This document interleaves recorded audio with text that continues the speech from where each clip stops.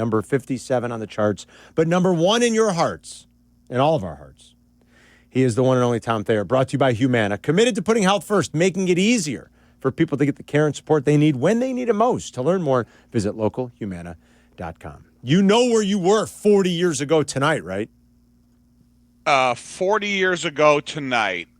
Can you remind me? Yeah, you were down in South Florida. You were down in South Florida. Oh, yeah. Oh, yeah. Thanks. I was still stuck on Eye of the Tiger, Rocky 2, and I thought you were trying to make something of the Rocky theme song being played in Philly Stadium. Oh, no. That's I didn't even think about that. No.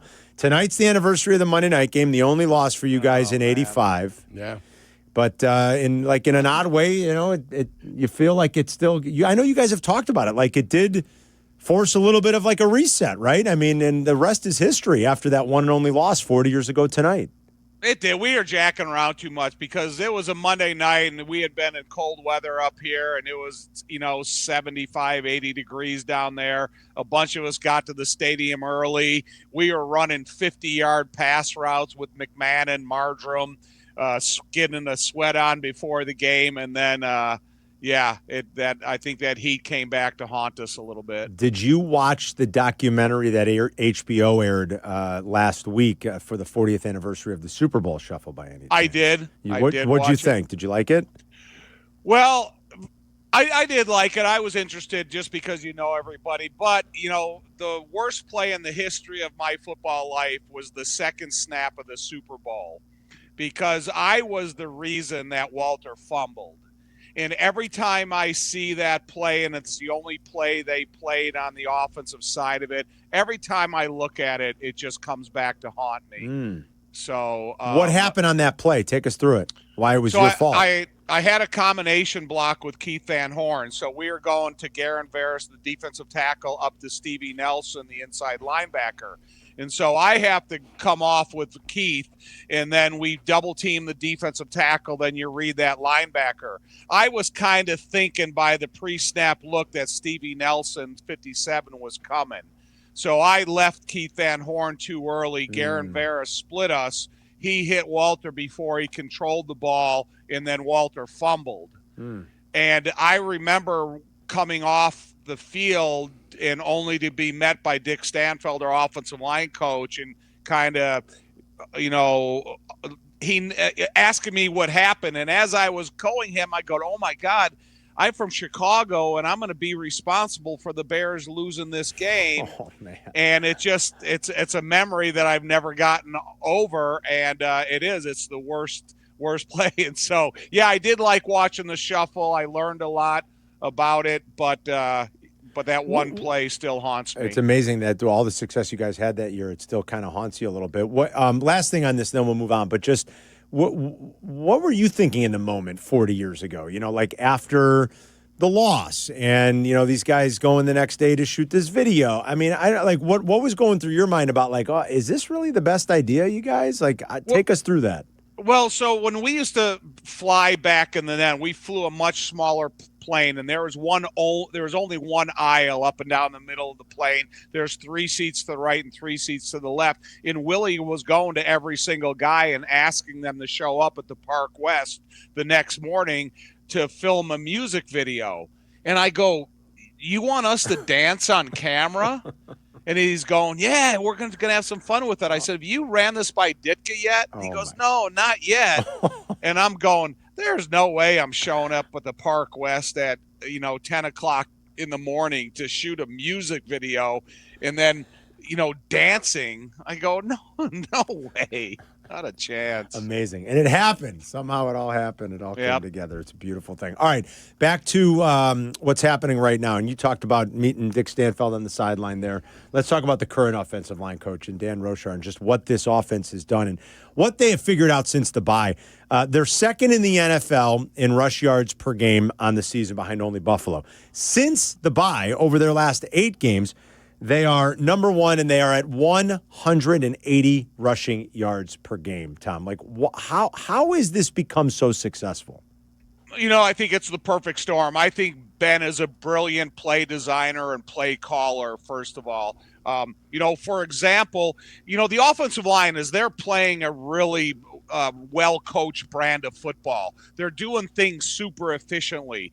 For example, you look at a double-team block between Jonah Jackson and Drew Dahlman against Jalen Carter. They are double teaming so efficiently where they're taking all of their power in only hitting the defensive tackle and not wasting it like they have in the past of hitting each other and then, not having the perfect power. Then they take Jalen Carter and they push him right into the path of the linebacker, where neither of them have to leave the double team. And then they push that almost into a third level. And then you have another play designed where all 5 of the offensive linemen are coming off aggressively to the left.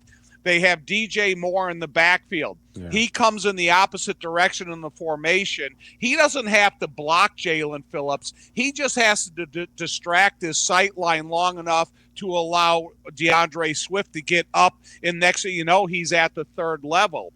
And so all those types of things that are perfectly being executed, it's working out. Then you got the guys running the ball as well as DeAndre Swift and Monangai. So I just think it's, like I said, the perfect storm of a brilliant play caller, perfect play design, and an offensive line that's just working as well as any offensive line in the league. All right, so the Bears have everybody's attention now. They're 9-3. They're currently, with 5 weeks to go, the number 1 seed. Not sneaking up on anybody. So with that said, we know how this league works, right? Now they've got everybody's attention. And like Yurko was telling us what he would be doing if he were game planning against the Bears, if he were getting ready for them this week in Green Bay.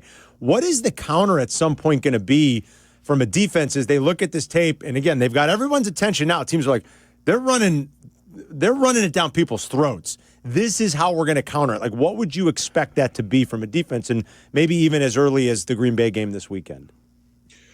I guess you're going to have to commit to a loaded line of scrimmage and saying, okay, there may be some accuracy issues from the quarterback, so let's make sure that we stop the running game and turn it into a passing game exclusively.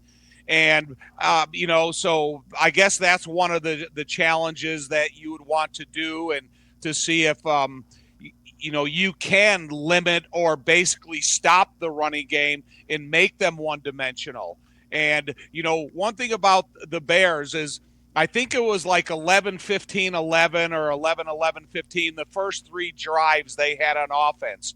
And they took a toll on those 2 big defensive tackles, so much so that they were in and out of the lineup all night. So if the Bears can do that to you, then it's going to be difficult for you to control that running game, because Yerk, I don't know. I always believe, Yerk, that defenses are built for 3 and outs. Yeah. And I think if you can kind of challenge those with those extended drives, maybe you can take a little bit of a toll on them as well. But to me, when you look at this defense, it's hard to account for Micah Parsons, because if you know where Reggie's going to line up, you know where Myles Garrett's going to be next week, you know where dominant defenders, the Clark, the defensive lineman, the defensive tackle's not Kenny Clark. He's not there anymore. They had a defensive tackle injured. So, it is going to be a game plan that's going to be interesting to watch how Ben – I guess it's going to be hard to account for Micah Parsons, but the design of plays that he has to account for what that defense is doing up there right now. Yeah, I mean, the same way. I get it. He might move a little bit on you. He moves a lot. I think that's an interesting point. Like, Myles Garrett lines up where Myles Garrett lines up. Like, I get what Tom's saying. So everybody's going to have him different in their sight. I don't know how Tom used to do it, but back when I played a little O-line in college, the guy that could move a little bit, Eastern Illinois, I started as an offensive lineman. He'd be the bogey. Yeah. We just looked at him like a bogey. Yeah. He's out there. He's going to float around. Yeah. I called it a joker before. That's when you got a pass rushing guy that gets to kind of flop and go wherever he wants. Right. He's the joker. He's the wild guy. He can do whatever he wants. In this situation with Mike Parsons, he's the bogey. You got an eye on him. Everybody knows where he's at, but you're taking care of your fundamental stuff on the line of scrimmage first. That's being taken care of. And then when the guys that are responsible for him know who they are, wherever he settles, and it's pound him into submission. And you're right. As a defensive lineman, You get 8 plays into a drive, you're exhausted. Exhausted? You're exhausted. I'm looking at the sideline going, Come on. Yeah. but I wasn't a 3-down player. So I got more tired running off and on the field, on and off the field, than I actually did playing. But guys like, Reggie White, that was a 3-down player. You got your guys that are 3-down players that never come off the football field. Right. Them guys can go 7, 8 plays. After that, They're tired. they're spent. Yeah, it's like a hockey shift. Hey, Yerk, did you play with Tim Harris? Tim Harris was there. He held out that year. Never got a chance to play with Tim Harris on the field, but I played some golf with him up at Brown County. What a golfer. Him, Tiger Green, Mark Lee. Good group of fellas up there. But he was an interesting guy because he was really deployable. And he would kind of rush anywhere up and down the line of scrimmage. Yeah. And I remember once on a 3rd down, we broke the huddle, and he lined up over me. And he said to me before the snap of the ball, I haven't got a sack off you yet, so I want to get one. Yeah. And, so I guess Micah Parsons can go from the line of scrimmage to the second-level rusher. And that's, I think, the unique trait that he offers. And if he guesses right, he says, okay, we're sliding the line left. It's already called in the huddle. And now he lines up on the far right side, and he's got a bona fide one-on-one. That's where, you're going to always have to be aware and alert where he lines up. All right, Tommy, good stuff. Enjoy the trip up to Green Bay this weekend. We'll talk to you next week. Thanks, man. Thanks, buddy. There's Tom right, Thayer, buddy. brought to you by Humana on the Yingling Guest Hotline.